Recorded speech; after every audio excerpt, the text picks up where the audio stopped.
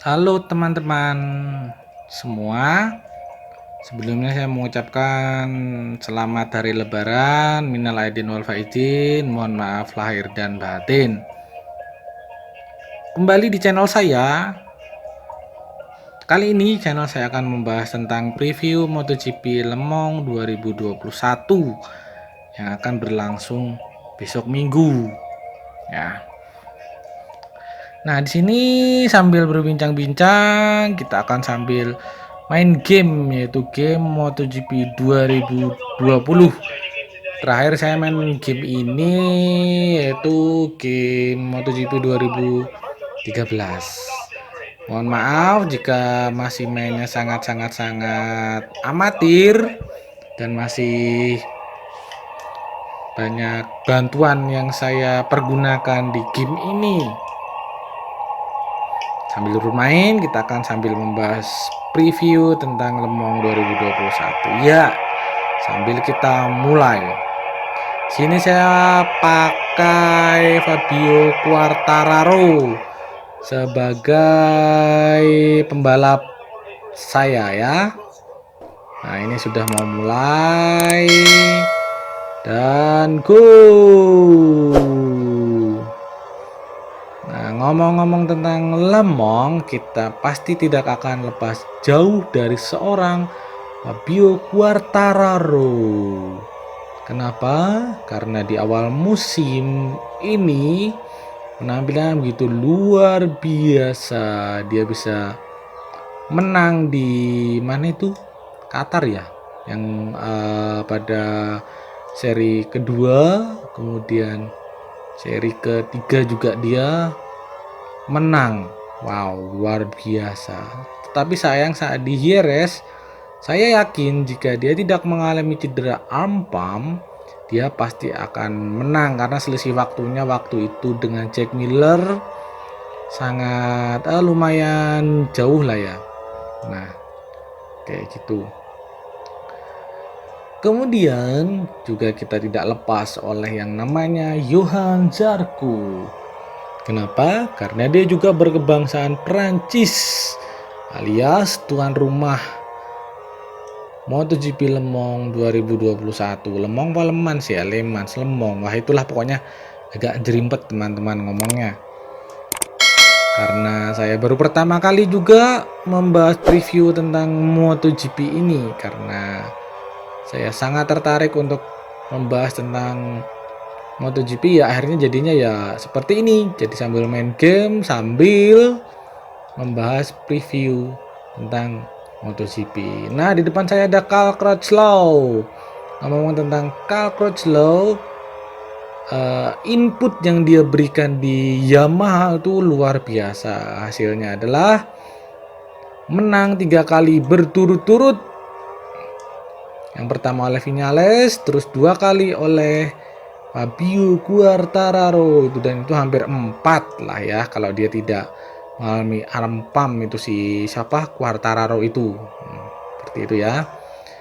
Kemudian depan saya ada Andrea Dovizioso yang mana dengar-dengar dia akan bergabung dengan Aprilia dan akan menjalankan tes dengan Aprilia. Nah, kabarnya awalnya kan dia tidak mau itu sama Aprilia, tapi entah kenapa dia jadi mau itu dia gabung dengan Aprilia, tapi belum bergabung ding. Dia tes dengan Aprilia. Ngomong-ngomong tentang Aprilia, ini luar biasa loh ya. Di RS kemarin bisa perform tuh si siapa Alex Espargaro. Wah, itu luar biasa. Katanya sih ya, katanya Aprilia itu sampai ngepras. Intinya ngepras itu motong, dipendekin motornya. Dipendekin tuh bukan diceperin loh ya, dipendekin dimensinya. Jadi mereka bermain dimensi itu biar supaya motornya bisa belok guys. Wah, sampai segitunya ya. Nah, mungkin karena sih Dovizioso nonton si Espargaro. Wah, Espargaro bisa perform kayak ngono, kak aku nggak bisa. Harusnya aku lebih bisa, kayaknya lah ya pikirannya Dovizioso kayak gitu. Kayaknya sih seperti itu. Waduh, malah jatuh guys. Wah, ini tuan rumah malah jatuh. Ini gimana ini? Ya, itu di depan saya ada Alex Rins. Sebenarnya sih kalau Alex Rins ini kesempatannya 2 kali kemarin tuh ada ya di Portimao dan di Jerez. Sayang sekali memang dia ya faktor keberuntungan lah ya. Juga saya rasa kalau dia tidak terjatuh, saya rasa podium juga bisa sih. Tuh, cuma hanya kurang beruntung saja sih. Siapa namanya tadi? Alex Rins itu saja. Ada Alex Marquez. Kita tahu Alex Marquez dia berhasil podium tahun lalu di MotoGP Le Mans. Di belakangnya siapa? Danilo Petrucci. Aduh, jatuh lagi. Luar biasa ya si Alex Marquez, tahun lalu dia berhasil perform. Saat itu kondisi cuaca hujan. Dan dia bisa menempati posisi kedua, kemudian posisi ketiga diambil alih ditempati oleh Pol Espargaro. Ada Takaki Nakagami, pembalap terbaik Honda saat ini loh ya, karena kemarin dia berhasil perform dengan bagus juga. Takagami ini dia menggunakan motor versi 2020. Malah yang musim 2020 malah malah bisa perform luar biasa ya. Malah yang 2021 Honda agak keteteran, yang mana 4 pembalapnya paling sering crash, katanya seperti itu. Yang mana katanya juga, saya hanya berdasarkan katanya informasinya itu Honda 4 pembalapnya menggunakan setup yang berbeda-beda. Kok bisa ya berbeda-beda seperti itu ya? Ya entahlah, itu yang punya strategi kan Honda. Tapi kan kalau punya setup yang berbeda-beda kan susah juga ya. Gimana nanti mau tanya temennya, tanya nganunya, ini motorku piye, motormu gimana, coba nonton nganumu, settinganmu gimana, atau gimana ya, saya juga kurang tahu, mungkin itu strateginya dari Honda ya. Ya, kita masih melaju di posisi ke-12 menyalip Alex Rins dan Tito Rabat. Jack Miller, ada Jack Miller sangat menarik sangat menarik jika kita baca seorang Jack Miller, yang mana dia berhasil perform dan mengambil alih podium pertama di sirkuit Jerez, dan juga dia sangat yakin di Le Mans ini dia akan perform lagi bersama rekan timnya Francesco Bagnaia, yang mana mereka sesumbar akan sesumbar kalau mereka bakalan dapat posisi 1-2 lagi, karena Pecco Bagnaia ini sangat percaya diri sekali menghadapi seri Le Mans ini, katanya seperti itu. Ya, kalau menurut saya sih kayaknya besok itu pasukan Ducati bakalan gila-gilaan kalau balapannya kering, guys. Tuh, karena menurut prediksi besok itu akan hujan kemungkinannya, tapi kan kita nggak tahu, itu kan baru prediksi saja. Kalau hujan ya sulit juga untuk perform, karena kalau hujan kan karakter motor itu jadinya kayaknya sih sama, jadi berimbang lah, untuk perbedaannya tidak terlalu jauh kayak gitu. Beda kalau dengan tracknya yang kering seperti yang saya mainkan di game ini kan, perbedaan motor kan jadi kelihatan tuh. Kayaknya sih gitu sih ya, kayaknya sih seperti itu. Udah, kita melaju cepat dulu dan masuki tikungan. Le Mans juga dikenal dengan karakter yang bersirkuit stop and go, yang mana sirkuit ini dia melakukan pengereman dalam atau hard braking kemudian dia langsung buka gas, itu namanya stop and go ya. Jadi habis rem terus langsung di gaspol guys, seperti itu. Nah seperti yang saya mainkan ini, nah seperti ini, nah kayak gitu ya kayaknya ya. Habis itu langsung dia gaspol. Nah katanya sirkuit ini sangat cocok untuk mesin yang bertipe V4 seperti pasukannya ya Ducati, Honda, kemudian KTM, katanya cocok sini. Aprilia juga pakai V4 ya ini ya. Tapi yang kita ketahui, pemenang terbanyak dari sirkuit ini yaitu Jorge Lorenzo, yang mana kemenangan terbanyaknya diraih dengan menggunakan motor Yamaha guys. Yamaha kita tahu sendiri mesin berkarakter inline 4. Jadi yang bener yang mana ya guys ya? Ini cocok untuk V4 atau inline 4. Kalau menurut saya sih memang karakternya ini memang cocok untuk V4, untuk yang karakter cepat. Nah untuk yang inline 4 dia kan lebih apa namanya, di tikungan itu apa tuh namanya itu cornering speednya. Nah dia lebih mengandalkan cornering speed. Nah, kenapa Jorge Lorenzo bisa menang di sini?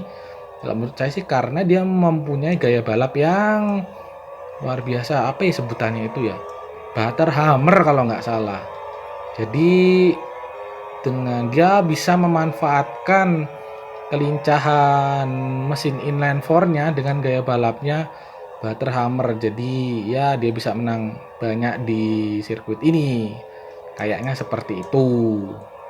Nah, untuk prediksinya ini sangat sulit, apalagi besok itu diprediksi akan hujan.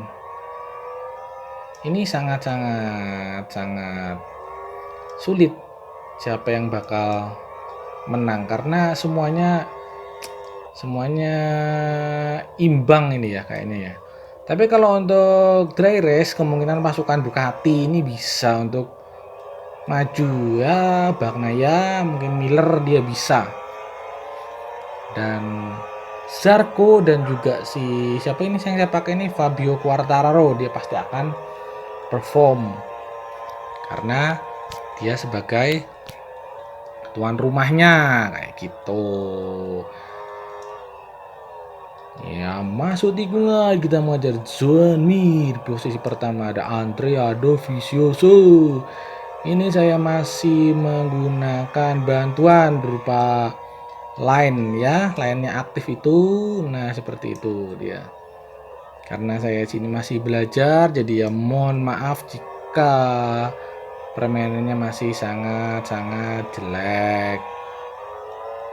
Nah, kira-kira seperti itu ya teman-teman previewnya ya tentang info-info dari seputar dunia MotoGP yang saya ketahui. Hanya seperti itu. Sehingga kita berusaha untuk mendolai Andrea Dovizioso. Nah seperti ini untuk Dovizioso, apakah kemungkinan dia akan benar-benar bergabung dengan Aprilia? Kita tunggu saja kabar selanjutnya saja. Ngomong-ngomong situ saya tidak sengaja membaca Franco Morbidelli ya. Ini ya salah satu pembalap top ya kan. Banyak yang menyayangkan, eman maksudnya sayang sekali dia tidak dikasih motor spek pabrikan. Ya saya juga menyayangkan ya kok nggak dikasih spek pabrikan. Dia hanya dikasih spek A. Spek A pun itu mesin 2019. Sedangkan rekan steamnya Valentino Rossi itu dia dikasih spek motor 2021.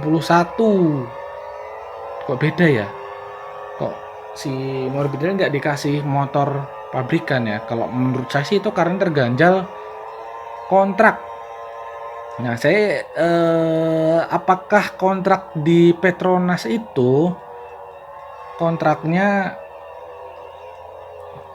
awal itu kontrak Petronas itu mungkin hanya dia memesan untuk Morbidelli itu ya memang mesin ini seperti itu. Jadi mungkin itu yang menjadi masalah kenapa Yamaha tidak bisa memberikan spek pabrikan. Kalau kayak Rossi kan kontraknya dia dari Yamaha. Kalau si siapa ini Morbidelli kan kontraknya dia dari Petronas gitu. Jadi ya mau gimana lagi ya kan? Sebenarnya dari Yamaha sendiri kalau menurut saya sih tetap mau lah ngasih spek pabrikan ya kan, kalau menurut saya. Tapi ya gimana lagi, dia harus sesuai dengan kontrak yang sudah dilakukan oleh Petronas. Gimana intinya terikat kontrak lah, tapi meneh dia sampai akhir musim nanti yang pakainya ya yang ini yang dia pakai sekarang ini kayaknya ya gitu. Nah ini sudah masuk final lap tikungan selanjutnya dan hampir finish. Fabio Quartararo saya yakin juga dia akan bisa perform. Untuk prediksi saya tidak bisa prediksi kalau untuk dry race pasukan Ducati akan melaju di depan ya, mungkin Pecco ya mungkin akan menang atau Miller mungkin ya. Untuk Marc Marquez kalau dia dapat settingan dia juga bisa akan perform. Ya, kita sudah memasuki finish. Terima kasih untuk teman-teman semua. Gamenya finish dan kita bisa menjadi juara 1. Terima kasih untuk waktunya. Terima kasih teman-teman terkasih. Untuk preview Moto GP Le Mans, meskipun masih ada belepotan dan tidak jelas, mohon maaf. Bye bye.